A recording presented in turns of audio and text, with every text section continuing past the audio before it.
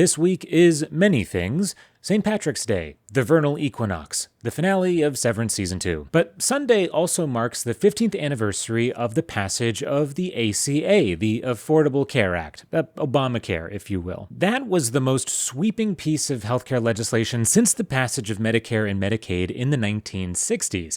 And in many ways, it's basically defined most of our political arguments in the more than decade since. But 15 years later, it might be in more trouble than ever. From Battle Born Progress, this is Battle Born Bytes. My name is Jacob. Let's roll.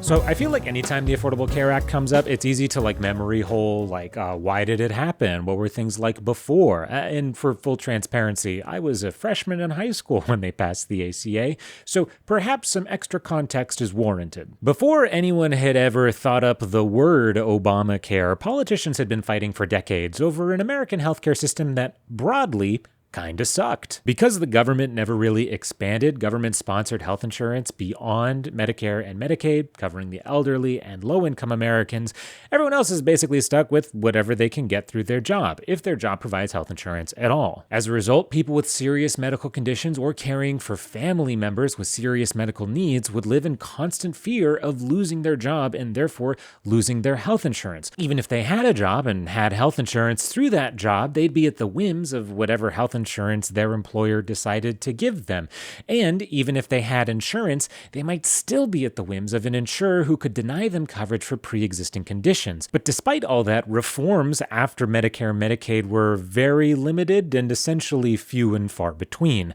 One of the biggest steps taken in the literally decades afterward was the implementation of COBRA. You might recognize it from when you get laid off or leave your job or hit other qualifying events. You can decide to keep your old employer-sponsored health insurance, but only if you pay for it. So why was there no reform, even when everyone agreed that things sucked? Well, that's mostly because no one could agree on what to do. For instance, anytime the political left argued to expand Medicare or Medicaid or create some other kind of government-sponsored health insurance program, conservatives and the health insurance industry fought back hard.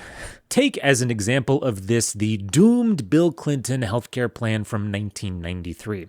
So Bill Clinton gets elected in 1992. Oh, he's president now. What does he want to do? Healthcare, baby. It's time to fix this mess. How's he going to do it? He puts Hillary Clinton in charge of a task force. Surely this can't go wrong. In short order, though, the health insurance industry joins with Republicans to start absolutely hammering the crap out of things, especially on TV. Having choices we don't like is no choice at all. They choose.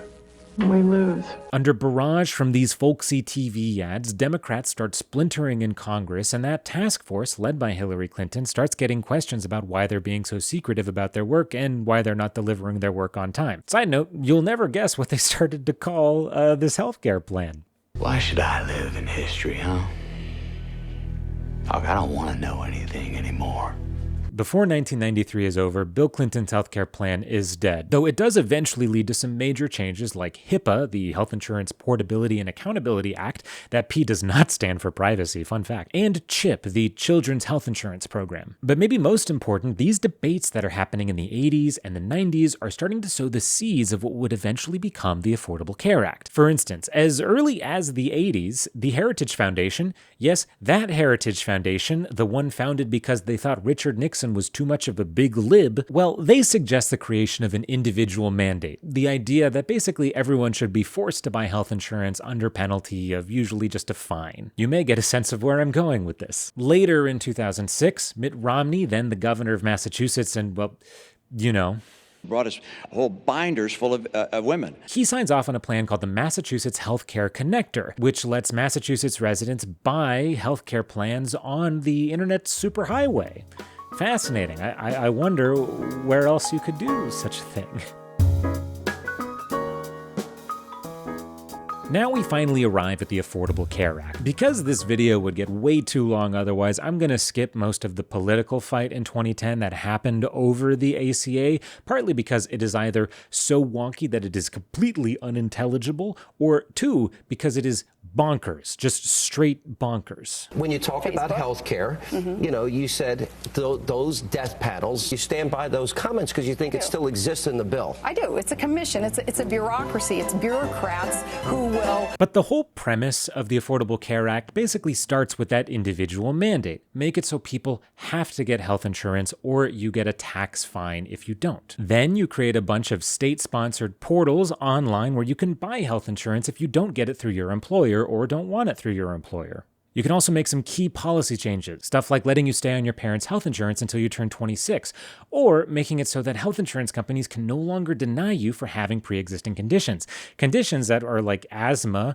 or even being pregnant. Then comes the biggie. Expand Medicaid. In short, under the original version of the Affordable Care Act, Medicaid would have been expanded by raising the threshold for eligibility to 138% of the federal poverty line. It's about $21,000 in income, adjusted for inflation in 2024. Crucially, in order to incentivize states to actually do that, the federal government would have withheld all Medicaid dollars from states who didn't expand to that 138% threshold. All of this big soup makes conservatives very upset, despite again, you know, like Republicans coming up with half of it, but I guess it was the 90s, so everyone forgot. This gets litigated all the way up to the Supreme Court, who in 2012 decides to go halfway on the thing. I must impress upon you how surprised everyone was that John Roberts, Chief Justice of the Supreme Court and a conservative appointed by George W. Bush, actually saved Obamacare, mostly. The big thing was that he saved the individual mandate, essentially by saying that it didn't violate Congress's power to regulate interstate commerce, which is what Republicans said. He was like, well, it doesn't have anything to do with interstate commerce. It's actually a tax, so fine. Tax. However, the Supreme Court also decides that that Medicare portion actually is too coercive to the states. It's too big a stick. Too big a stick. So instead, all the federal government can do, the Supreme Court says, is withhold the new dollars, not the existing dollars. So now, essentially, that Medicaid expansion is opt-in.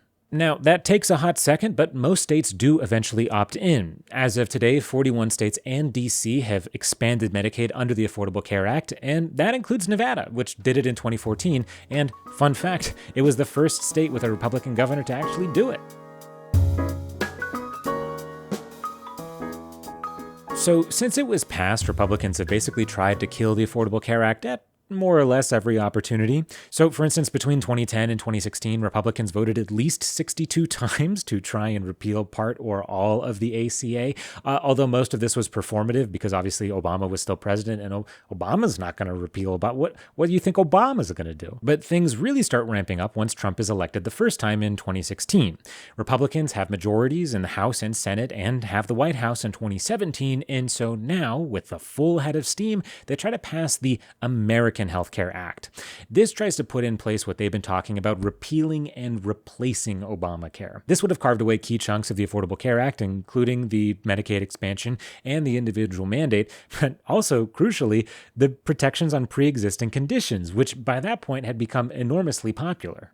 It's a bold strategy, Cotton. Let's see if it pays off for them. Yeah, people did not love that. If there's any part of this episode you may remember vividly, it's John McCain doing the thumbs down on the Senate floor. Mr. Peters.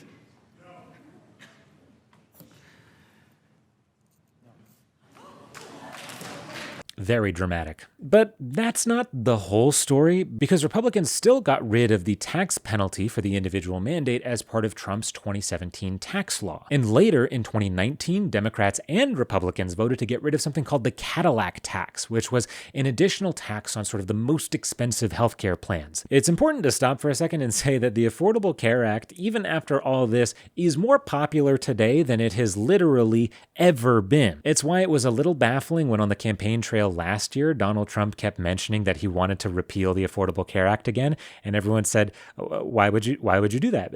people like it now.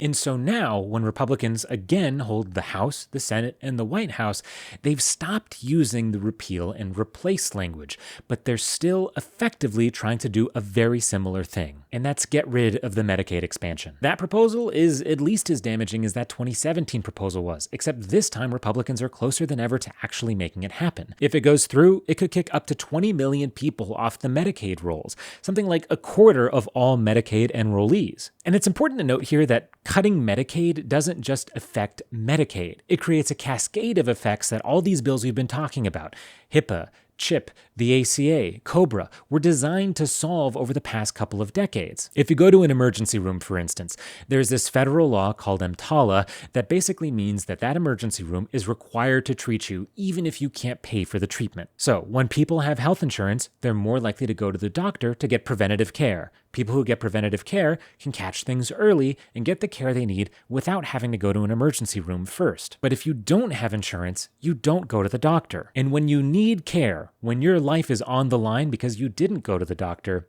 you go to the one place you know they're going to treat you. In healthcare industry speak, I know this is called uncompensated care, but it is an issue. And a study from the Robert Wood Johnson Foundation found that essentially under the Medicaid cuts, it could increase the amount of uncompensated care in 2026 by $20 billion. That same study found that spending on healthcare services could drop by an additional $80 billion.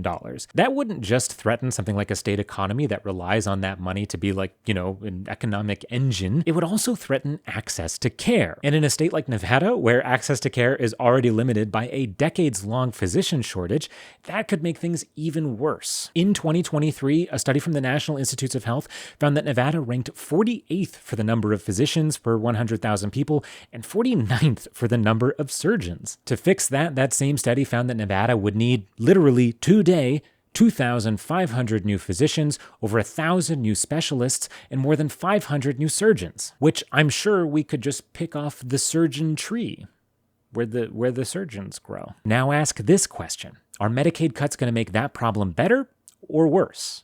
And here's the deal. Like I said earlier, those cuts are closer to happening today than they've ever been. That's because Donald Trump has outlined a budget that would require somewhere between $1.5 and $2 trillion in cuts over the next 10 years in order to pay for a huge tax cut plan that extends those 2017 tax cuts. There are only a couple things that actually cost the government that much money every year: Social Security, Medicare, and Medicaid. Because Medicaid is an easier political hurdle to clear than either Medicare or Social Security, Republicans have already cleared a special hurdle that gets them towards this process called reconciliation. That would let them skip the filibuster in the Senate and sidestep any Democratic opposition. There's really only one holdup, and it's kind of barely a holdup. It's that the House wants one bill and the Senate wants two. Politico actually reported last week that this is now annoying House Republicans because Senate Republicans have been dragging their feet on actually drafting their own version of the budget bill. So for now, we can't say for sure what cuts to the Affordable Care Act and the Medicaid expansion are actually going to look like. But what we do know for sure is that if Republicans really want to make these cuts, there's really only one place they can do it. But that does it for today's episode of the show. If you like what we're doing, like and subscribe, and you'll be the first to know when we upload a new episode. But until next time, this has been Battle Born Bytes. We'll see you next week.